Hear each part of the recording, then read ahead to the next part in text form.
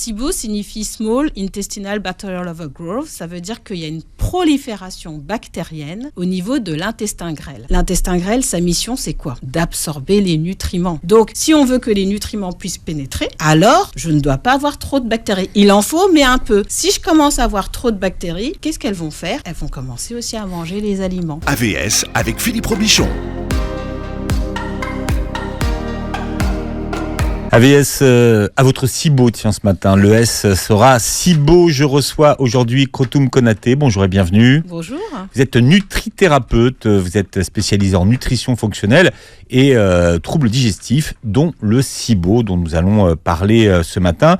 Vous êtes formé également en médecine intégrative et du microbiote intestinal, du docteur Donatini, dont on parlait hors antenne. Et vous êtes, vous, biochimiste, agronome de formation. Vous avez passé plus de 20 années dans le domaine de l'agriculture biologique dans votre première vie professionnelle. Vous avez dirigé l'Institut de l'agriculture et de l'alimentation biologique pendant plus de 13 ans. Et c'est l'époque à laquelle vous avez développé un SIBO. Oui, on va dire qu'à force de gérer du stress des collaborateurs, des projets passionnants et tout, donc qui dit stress, parfois j'ai fini par développer des gastrites ulcérées, et à la suite de ça on prend des antiacides, et finalement plus tard on voit qu'on a des ballonnements qui commencent à arriver. Voilà. Et plus tard j'ai compris que c'était un SIBO. Oui, à l'époque, vous ne saviez pas. Non. Donc, vous publiez un livre. C'est le livre sur le SIBO. Ça s'appelle « Je me libère du SIBO » aux éditions Erol. Alors, c'est vrai que c'est comme toutes ces maladies, ces pathologies qui émergent. Longtemps, il n'y a rien eu dessus. Après, il y a eu les patients experts qui ont commencé à vulgariser la maladie. Et puis aujourd'hui, maintenant, on voit les livres arriver sur cette pathologie. Vous, c'est en 2015 que vous commencez à souffrir du SIBO. C'est ce que vous racontez dans votre livre. Et ça a orienté votre reconversion? Oui, puisque j'avais un travail qui faisait sens, qui était effectivement de défendre l'agriculture biologique, des projets de recherche. Je mangeais super bien, mais je voyais bien que j'avais mal au ventre et je me suis dit, il y a quelque chose qui ne va pas. Et je me suis réellement posé la question, enfin j'avais déjà 45 ans à l'époque, je me suis dit, oui, 45, aujourd'hui j'en ai 52, donc merci la bio. Donc, allez, donc votre chirurgien, vous féliciterez votre chirurgien pour moi. Non, c'est vraiment naturel et pas maquillé non plus. Et donc, c'est vrai que là, je me suis posé la question, voilà, qu'est-ce que tu veux faire plus tard si tu veux moins souffrir? Voilà, j'avais un peu ce feeling avec l'alimentation, la santé. Donc, j'ai commencé davantage à creuser sur l'impact des aliments sur la santé. C'est quoi réellement bien manger, la biodisponibilité des aliments. Puis, j'ai fait le choix après de quitter vraiment l'ITAB, l'Institut de recherche, et de me former donc d'abord en nutrithérapie. Et étant agronome de formation, je m'intéresse beaucoup au sol, la qualité des sols, les microbes, donc les vers de terre, etc. Et donc, tout ce qui fait que, qu'est-ce qui fait qu'on a des aliments de qualité, mais après, comment on les assimile, quelle est cette biodisponibilité, qu'est-ce qui fait qu'un aliment sera bénéfique pour ma santé ou pas. Donc, je me suis aussi intéressée aux microbes, nos propres microbes, puisque nous sommes des êtres microbiens. Et donc, cette connexion du sol au ventre, voilà, c'est ça qui m'anime aujourd'hui. Mais finalement, vous êtes devenu nutrithérapeute pour déjà essayer de comprendre ne serait-ce que votre maladie, que vous ne compreniez pas dans sa globalité. Il y avait ça, et puis quelque part, j'avais un peu envie de changer. Mais oui, c'était mieux comprendre comment on peut rester en santé par l'alimentation. Et surtout, connaître réellement la fonctionnalité des aliments sur le corps, mais aussi, du coup, comprendre la fonctionnalité des organes. Par exemple, on s'intéresse à la thyroïde. On va dire beaucoup de gens ont un problème d'hypothyroïdie. Moi, quand je m'intéresse à la thyroïde, je me dis comment nourrir une thyroïde pour qu'elle puisse bien fonctionner. Donc, du coup, on s'intéresse aux mécanismes biologiques, biochimiques, les réactions biochimiques. Et la nutrithérapie, en fait, elle s'appuie sur les connaissances de la biochimie. Donc, une thyroïde, pour bien fonctionner, il lui faut de l'iode, du sélénium, du zinc, de la vitamine B9. Donc, c'est au moins un minima des choses à regarder pour s'assurer. D'accord. Parce que parfois, on manque tout simplement d'iode et en fait, on est en hypothyroïdie parce on est en carence d'iode. Et traduit en aliments, ça donne quoi ? C'est de manger par exemple des algues ou plus des fruits de mer, etc. Voilà, c'est toutes ces choses-là qui m'intéressent. Et quoi d'autre ? Le sélénium, on l'a où ? Alors, les noix du Brésil. Les fameuses noix du Brésil sont très riches en sélénium. Donc, c'est ça qui m'intéressait aussi. D'accord. Et parce que par les aliments, on peut vraiment trouver tout ce qu'il faut. Puis c'est intéressant parce que souvent, les gens qui ont des reconversions professionnelles et qui ont des doubles casquettes se servent de leur première vie pour être mieux dans la suite des métiers. Donc clair, ouais. c'est finalement la médecine intégrative, c'est aussi ça. Oui, et puis quand je travaillais dans la recherche en agriculture biologique, c'est vraiment une approche globale, systémique. Donc on se dit pas je mets juste un grain et je le laisse pousser comme ça. On réfléchit quel sol, quel support, quelle température, etc. Il y a vraiment une démarche globale, surtout qu'on peut pas utiliser des produits chimiques de synthèse, ça on le sait. Donc on fait tout pour optimiser que la plante puisse croître dans les meilleures conditions. Donc c'est cette approche globale qui m'intéressait aussi vis-à-vis de l'alimentation et de la santé.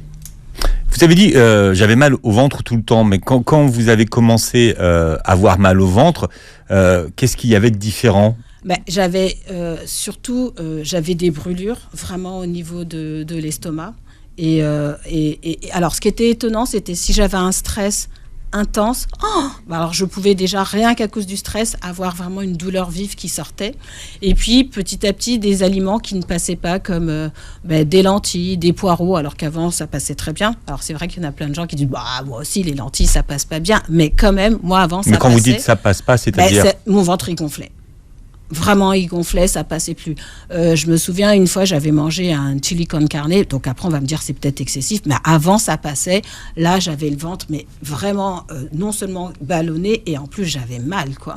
Surtout quand ça pouvait être un petit peu épicé, même juste un peu trop poivré, alors qu'avant, je n'avais aucun problème. Donc, se retrouver à avoir pas mal d'aliments qui ne passent plus, et surtout, avoir son ventre qui commence à gonfler, comme ça. Là, c'est vrai que ça devient pénible parce que le matin, tout va bien et en fin de journée, voilà. Donc là, c'est vrai que quand on dit gonfler, c'est vraiment... Mais vraiment, voilà. On est obligé de déboutonner son pantalon. Vraiment. Alors, est-ce que vous aviez des symptômes associés ? Oui, j'avais de la constipation en plus, et des ballonnements et constipation, plus du coup ces douleurs de reflux. J'ai d'abord réussi à calmer... D'abord, j'ai eu pas mal les douleurs, et plus tard, en fait, j'ai eu les ballonnements. Mais j'ai d'abord cherché à calmer, en fait, les douleurs avec des antiacides. Et c'est plus tard, en fait, que j'ai eu de plus en plus de ballonnements qui sont venus, parce que les antiacides, en fait, ont contribué, en fait, à développer mon SIBO. Ce que je ne savais pas à l'époque. Mais est-ce que ça, vous l'avez fait par vous-même, ou c'est un médecin qui vous a conseillé de calmer les remontées acides ? Ah oui, ça, c'est avec un médecin. Je suis allée voir, et ça fait partie des réflexes. J'ai mal à l'estomac, c'est comme des brûlures, on nous donne des antiacides. Tout ce qui se termine par zol. Alors, SIBO, pour tout le monde, qu'est-ce que ça signifie ? Alors, SIBO signifie Small Intestinal Bacterial Overgrowth. Ça veut dire qu'il y a une prolifération bactérienne au niveau de l'intestin grêle. Okay. Donc, l'intestin grêle, c'est ce qu'on appelle en anglais donc, le petit intestin. Quand on parle des intestins, on a le petit, qui est vraiment la première partie de l'intestin, et on a le côlon. Et c'est pas du tout la même chose. Donc, c'est juste avant le côlon ? Juste avant le côlon. Donc, vous avez vraiment... je vais avoir mon estomac, il fait un truc comme ça. Si on déroulait, j'ai toute la partie intestin grêle. Et puis après, j'ai le côlon qui est beaucoup plus large. Et l'intestin grêle est long et fin. Mais pourquoi c'est normal d'avoir des bactéries dans l'intestin grêle ? Oui. Alors oui, mais il n'en faut pas trop. Parce qu'en fait, l'intestin grêle, sa mission, c'est quoi ? D'absorber les nutriments. Donc, c'est un peu la porte d'entrée de notre corps, vous comprenez ? Ça veut dire quoi, absorber les nutriments ? Parce que vous avez mangé des haricots verts qui vont contenir de la vitamine, par exemple de la vitamine B9, il y a un peu des fibres, il y a donc des vitamines, des minéraux, un peu d'eau, etc. Quand vous mangez, vous allez mastiquer. Donc, avec votre bouche, vous allez déjà découper. Ça arrive à l'estomac. L'estomac, avec son acide, va encore plus découper et désinfecter les aliments. Et puis, c'est déversé au niveau de l'intestin grêle. Et c'est là que c'est la porte d'entrée pour que les nutriments traversent la paroi de l'intestin et rentrent réellement dans le corps. C'est là que ça se passe. Donc, si on veut que les nutriments puissent pénétrer, alors, je ne dois pas avoir trop de bactéries. Il en faut, mais un peu. Si je commence à avoir trop de bactéries, qu'est-ce qu'elles vont faire ? Elles vont commencer aussi à manger les aliments. Donc le SIBO, c'est une prolifération de ces bactéries. Elles viennent d'où, ces bactéries qui prolifèrent ? Ces bactéries, par défaut... Alors, quand elles prolifèrent, il y a plusieurs pistes, et c'est là où c'est intéressant pour comprendre quelles sont les causes du SIBO. Ça peut déjà être des bactéries buccales, donc de la bouche, qui ont réussi à descendre et qui sont arrivées au niveau de l'intestin grêle, peut-être parce que mon estomac, avec son acide chlorhydrique, ne désinfecte pas bien. Parce que l'acide, qui est là pour activer la digestion des protéines, a aussi pour mission de désinfecter les aliments. Si je ne produis pas assez d'acide chlorhydrique, alors les bactéries, les microbes peuvent arriver jusqu'à l'intestin grêle. Et ils arrivent là, c'est la caverne d'Ali Baba, puisque j'ai plein de nutriments qui arrivent, ils se mettent à consommer les nutriments. Première possibilité. Autre possibilité, j'ai mon foie qui fabrique de la bile. La bile, on l'oublie, mais la bile, elle aide effectivement à émulsionner et donc à assimiler les corps gras. Mais la bile, elle a une autre fonction qui est de désinfecter, de nettoyer l'intestin grêle. Et ça, tout le monde l'oublie. Donc, personne ne le sait. Personne ne sait et tout le monde se désintéresse de la bile. Alors que c'est le foie, c'est passionnant, ça passionne tout le monde. C'est l'organe que je chéris. J'adore les bactéries, mais surtout, il est souvent responsable des SIBO. Les gens ont en fait un foie qui est perturbé avec une bile qui part en vrille. Et donc, ce qu'il faut savoir, c'est que la bile, le foie, il fabrique la bile. D'ailleurs, on l'oublie, mais à partir du cholestérol. Donc, le pauvre cholestérol, il en prend aussi beaucoup. Il en faut quand même une certaine quantité. J'ai pas assez de cholestérol, je vais pas fabriquer assez de bile. Donc ça, il faut déjà l'intégrer. Donc, mon foie fabrique de la bile. Cette bile, elle va en réserve dans la vésicule biliaire au début. Et puis dès qu'on mange, elle est vraiment larguée pour être déversée au niveau de l'intestin grêle. Et c'est là qu'elle va nettoyer. Ensuite, ça traverse les parois de l'intestin, c'est recyclé et ça retourne au foie. Donc on appelle ça un cycle entéro-hépatique et dans une journée, je peux avoir 10 à 12 cycles par jour.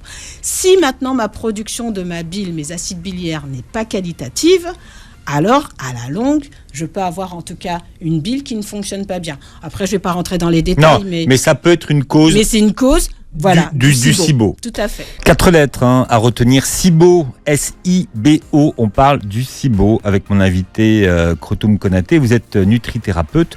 Vous écrivez le livre du SIBO. C'est Je me libère du SIBO en 6 étapes. C'est votre méthode aux éditions Erol. Alors, le SIBO, c'est ce qu'on appelle une dysbiose, pour parler en langage savant, mais c'est vrai que les gastro-entérologues utilisent beaucoup cette expression de dysbiose. Oui, dysbiose, en fait, on peut avoir une dysbiose à tous les niveaux, parce qu'une dysbiose, ça veut dire qu'il y a juste un déséquilibre de microbes. Donc, c'est-à-dire que quand on a un microbiote qui est fonctionnel, après peut-être il faudrait que je dise c'est quoi un microbiote, mais un microbiote qui est fonctionnel, c'est-à-dire qu'à la fois en richesse et en diversité. C'est ces 2 paramètres-là qu'il faut tenir compte. Maintenant, quand on dit qu'il y a un déséquilibre, c'est une dysbiose. C'est peut-être, par exemple, des bactéries qui peuvent être ou pathogènes, donc des mauvaises, ou au contraire des bonnes bactéries, mais qui se sont multipliées. Ça crée un déséquilibre, ça devient une dysbiose. Maintenant, il faut comprendre quand on parle d'un microbiote, on est des êtres microbiens. J'ai des bactéries partout, des microbes partout, sur moi, à l'intérieur de mon corps. Donc, que ce soit au niveau nasal, au niveau de la gorge, au niveau des intestins, c'est là qu'il y a la plus grande quantité, au niveau vaginal pour les femmes, etc. On a des microbes partout. OK ? Et mais les organes génitaux de l'homme aussi. Ont leur propre microbiote, dont on ne parle pas beaucoup. On n'en parle pas beaucoup. Mais je pense que ça va arriver. Oui. On va en parler de plus en plus.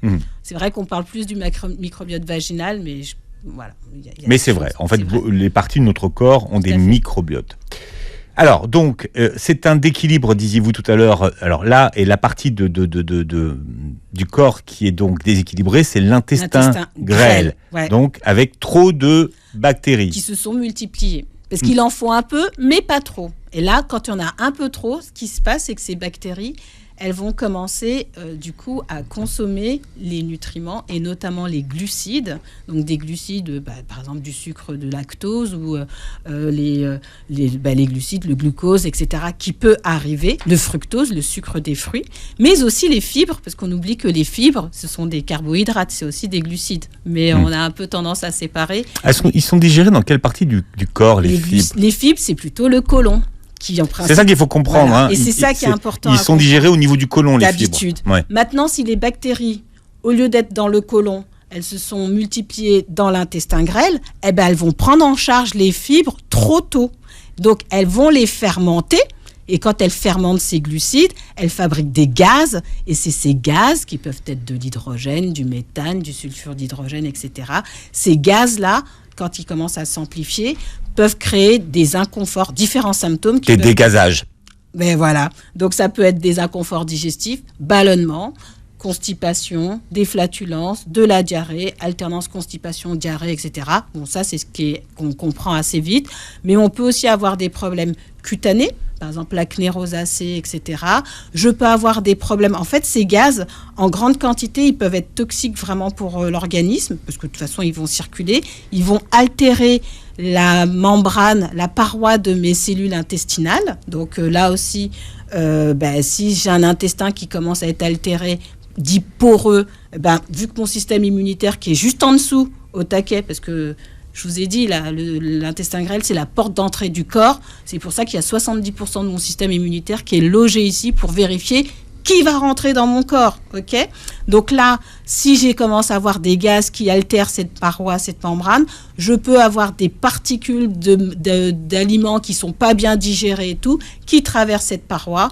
Hypersensibilité alimentaire. Il y a des gens qui disent je supporte plus le lactose ou je ne supporte plus le gluten, parce qu'en fait, il y a une perturbation, il y a un intestin qui devient poreux avec du coup des désordres immunitaires aussi. C'est au moment où il y a cette fermentation qu'on peut parler de SIBO ? Oui, alors on peut parler de SIBO, mais il faut du coup le vérifier. Il faut le diagnostiquer. Déjà, les gens vont ressentir les ballonnements, etc. C'est déjà une manière de le constater. Mais après, concrètement, on peut aller mesurer pour détecter ces gaz, donc mesurer ces gaz-là en faisant un test respiratoire.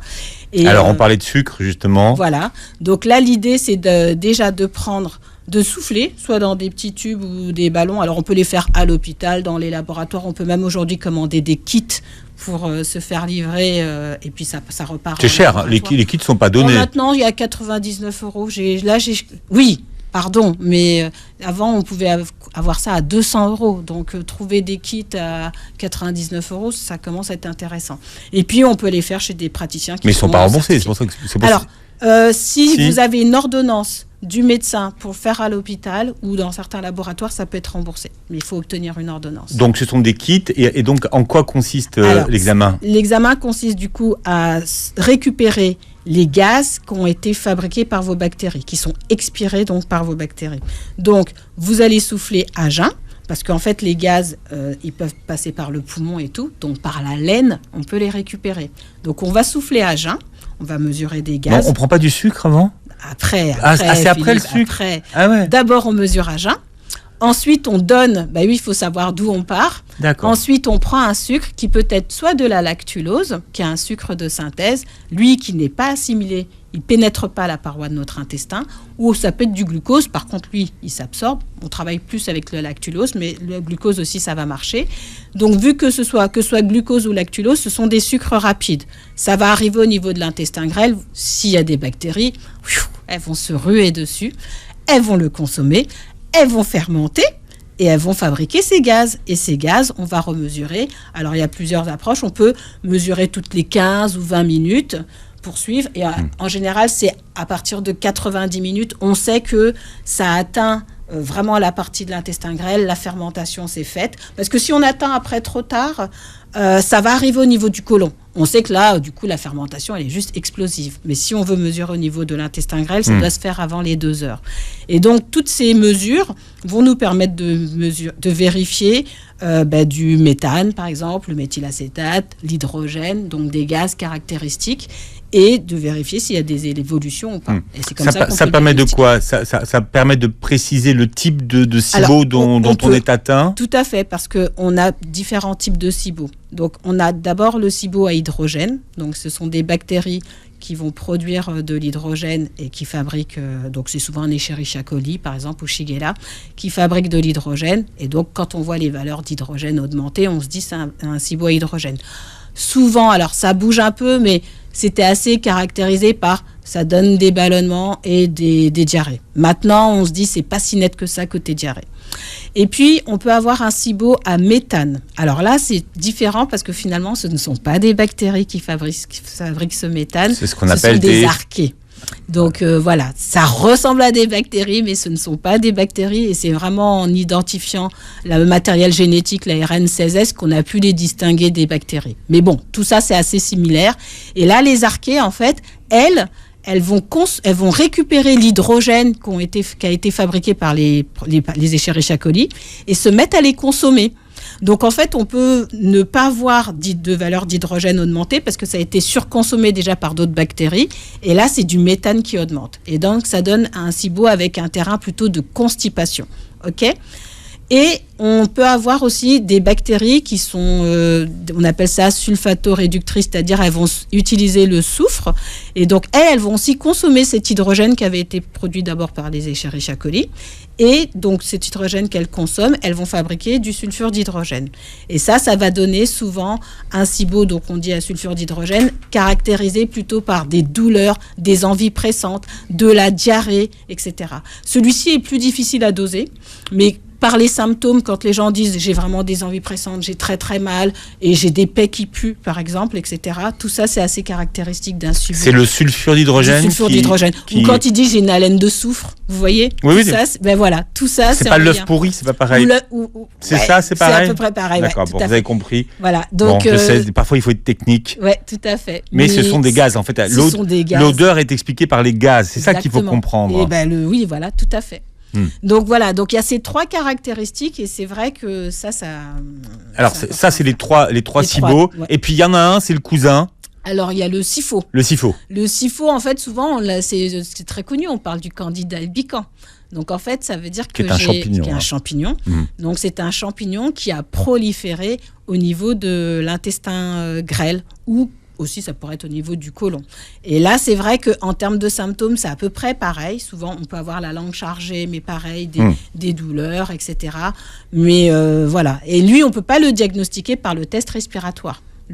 Les champignons, on fait plutôt, c'est d'autres, soit c'est des prises de sang ou au niveau, soit des prélèvements, ça peut être au niveau des selles, etc. On peut diagnostiquer le Candida albicans comme ça. Et juste, j'ai oublié de préciser, c'est vrai que pour celui avec le méthane, avec les archées, on dit finalement plus le SIBO, on dit IMO pour Intestinal Methanogene Overgrowth. Ça veut dire qu'il y a une prolifération de méthane au niveau de l'intestin. Alors on parle d'une pathologie qui est à la fois connue et pas connue. Ce matin on parle du SIBO avec mon invité qui est Krotoum Konaté. Vous êtes nutrithérapeute et vous publiez « Je me libère du SIBO » aux éditions Erol. Je dis connu et pas connu parce que ça concerne quand même pas mal de gens. Oui, il y a potentiellement, on sait, plus de 2 millions de personnes en France qui seraient potentiellement touchées par le SIBO. Et majoritairement quand même des femmes. Hein. Et 3/4 des femmes. C'est juste énorme. Quand j'ai commencé à regarder les chiffres sur la prévalence, là j'ai fait waouh. Une pathologie à 2 millions, c'est pas neutre quand même. C'est pas neutre. Alors, il y a aussi il y a aussi cette cousinité, je ne sais pas si on peut dire comme ça. Le syndrome de l'intestin irritable. Mais souvent, finalement, on se rend compte, parce que souvent, quand les gens ont des désordres digestifs comme ça, on va dire, écoutez, vous avez un syndrome de l'intestin irritable ou le côlon, ou une colopathie fonctionnelle, enfin, ça apporte plusieurs noms et tout. Effectivement, on peut se retrouver avec ces typologies, constipation, diarrhée, douleur, etc. Enfin, tout est défini. Et on se rend compte finalement que derrière un syndrome de l'intestin irritable, en amont, il y a souvent en fait un désordre qui est le SIBO. Et on fait le lien, enfin les données scientifiques nous montrent que entre 60 à 78% des syndromes de l'intestin irritable, en fait, il y a un SIBO derrière, quoi. C'est pas neutre, quoi. Donc de travailler aussi sur l'intestin grêle et de comprendre la cause. Vous expliquez dans votre livre que, alors on connaît mal encore les causes du SIBO, mais parmi les causes qui pourraient expliquer la survenue d'un SIBO, il y a une intoxication alimentaire de base. Oui, ça peut souvent être un des premiers déclencheurs, mais l'inconvénient, c'est que cette intoxication alimentaire, on peut l'avoir eue, mais il y a très longtemps. Et en fait, on ne fait plus du tout les liens avec cette intoxication que j'ai eue il y a peut-être 10-15 ans. Parce qu'en fait, très concrètement, j'ai une intoxication alimentaire. J'ai mangé, on va dire, un sandwich qui n'était pas si frais que ça. Du coup, j'ai des Escherichia coli, une bactérie que tout le monde connaît. Cette bactérie, qui est une bactérie gram-négative, elle sécrète des toxines. Ces toxines-là, mon corps... Vous avez dit quoi ? Toxine. Non, avant.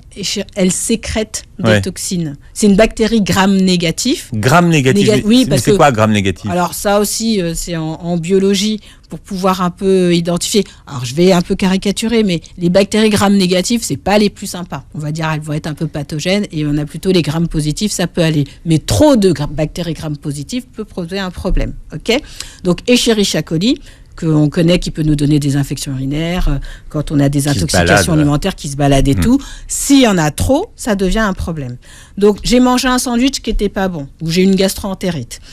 Mon corps va fabriquer des toxines, ces bactéries, vont fabriquer des toxines, et mon corps va donc développer des anticorps contre ces toxines pour se défendre, ce qui est normal.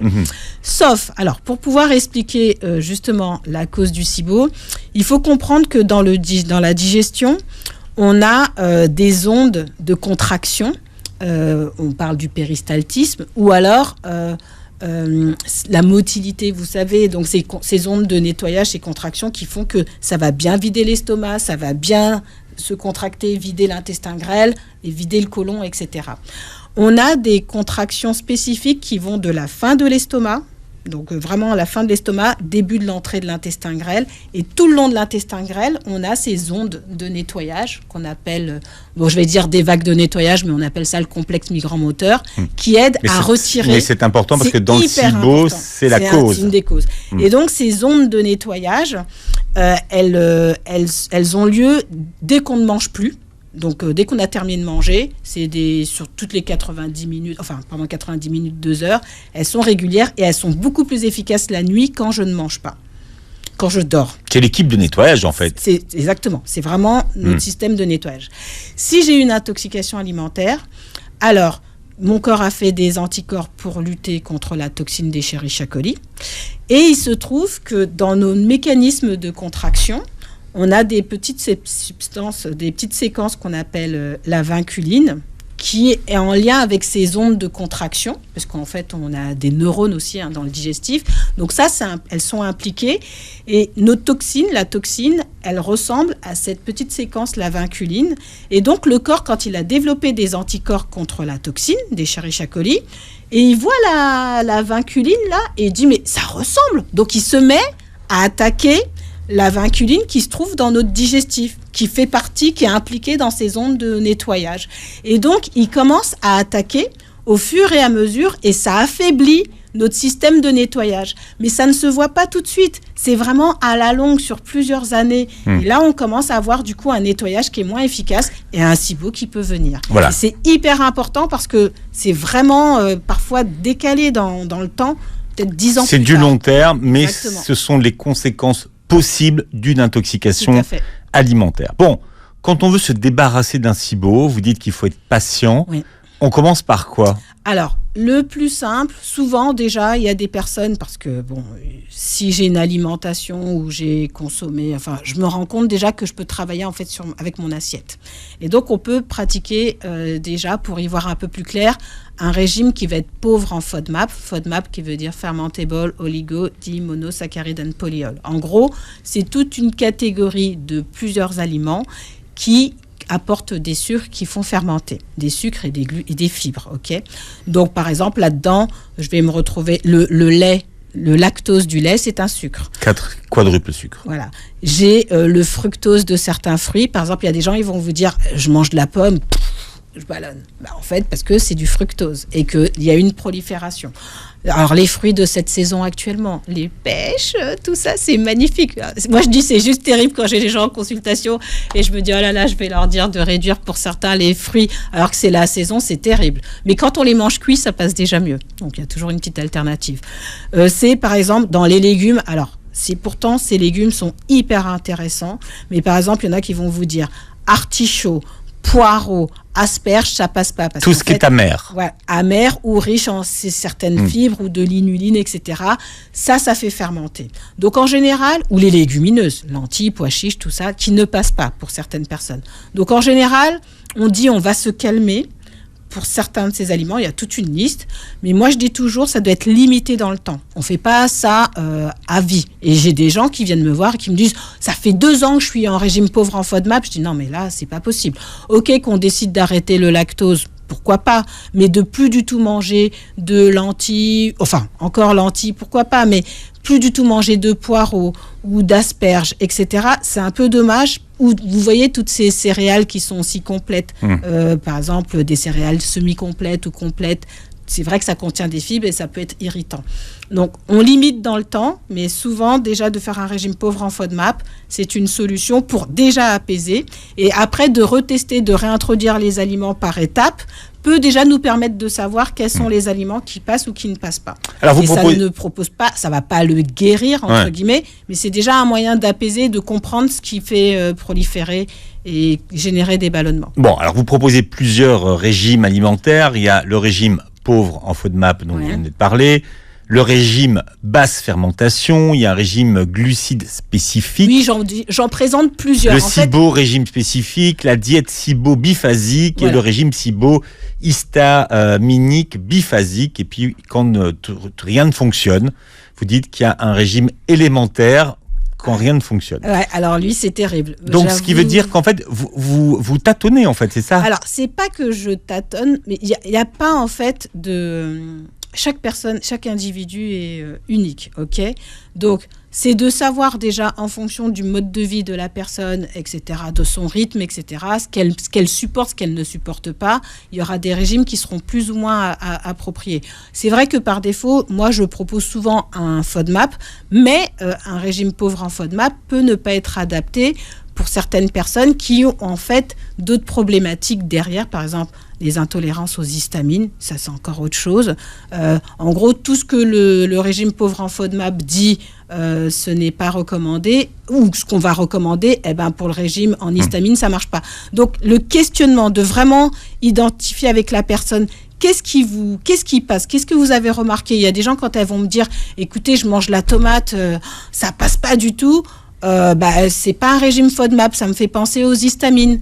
Ou si elle me dit la banane, parce que la banane est autorisée pour le FODMAP, mais elle me dit mais quand je mange la banane c'est horrible. Là je me dis qu'il y a autre chose. C'est juste la banane très mûre qui est compliquée. Mais non, mais alors très mûre oui, mais parfois pour certains même la banane pas très mûre peut, parce que la banane en fait est un aliment qui peut générer une libération d'histamine. Et pour ceux qui ont des intolérances d'histamine, c'est complètement autre chose. Donc sincèrement, c'est vrai que je personnalise. Mais dans la façon dont vous travaillez en nutrithérapie, c'est-à-dire qu'en fait on est bien d'accord que vous soignez par l'assiette. Alors, l'assiette, et aussi beaucoup, je fais de la nutrition fonctionnelle, donc je fais aussi je vais faire des bilans biologiques un peu poussés. Mais bon, c'est... Mais au final, vous ne donnez pas de médicaments aux gens. Alors, je donne pas de médicaments, mais je donne des compléments alimentaires. Quand il y a nécessité pour pouvoir, en tout cas, corriger. Mais c'est vrai que déjà par l'assiette, on peut faire bouger les choses. Mais par exemple, très concrètement par rapport au SIBO, que par l'alimentation, si vraiment les bactéries ont fortement proliféré, parfois ça ne suffit pas. Il va falloir utiliser quelques plantes pour pouvoir venir... Comme quoi, par exemple? Comme par exemple de la berbérine, qui est issue par exemple de l'épinette noire, qui a des propriétés antimicrobiennes, antifongiques, etc. Ce sont des plantes, en fait, des substances qui ont des propriétés antimicrobiennes qui vont être intéressantes. Ça peut être le Nîmes, qu'on retrouve sur plusieurs continents, que ce soit en Asie, sur le continent africain, etc., qui est très intéressant. Ça peut être aussi de l'origan, de la cannelle, ça peut être du thym, notamment aussi concentré plutôt avec des huiles essentielles. Ça peut être l'aïcine qui est extraite de l'ail. Alors, il y a des gens qui me disent « Ah, l'ail, ça passe pas ». Je dis « Ok, mais là, c'est une matière, un des composants de l'ail. Et l'aïcine a des propriétés antifongiques, antimicrobiennes. Donc ça, on fait ça souvent protocole. Alors, selon aussi les personnes, on donne pas tout d'un coup. On fait des combinaisons en fonction du SIBO. Et là, on fait des protocoles sur 6 semaines. Parfois, on est obligé de refaire un second tour.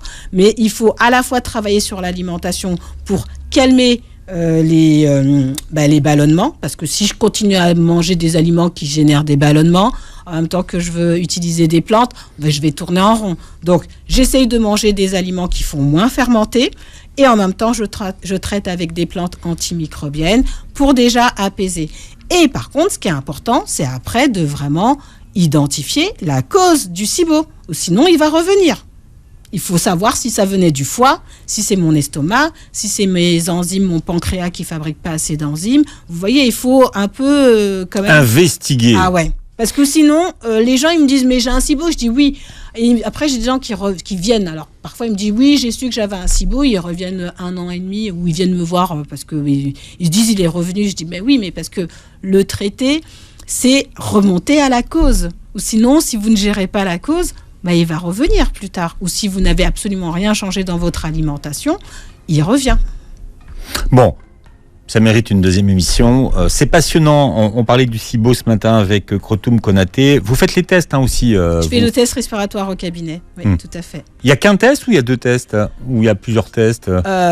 C'est un test. La consultation, elle dure 2 heures. Et je fais le test. Et en même temps, je fais la consultation. Puisque tant qu'à faire, on a du temps. Donc, je fais le tour. Et vous publiez « Je me libère du SIBO ». Toutes les clés pour rééquilibrer son microbiote et apaiser sa digestion aux éditions Erol. Vous réécouterez cette émission en podcast sur beurrefm.net et vous verrez la vidéo sur la chaîne YouTube. Merci d'avoir été avec nous. Merci. Et très belle journée santé sur Beurre FM.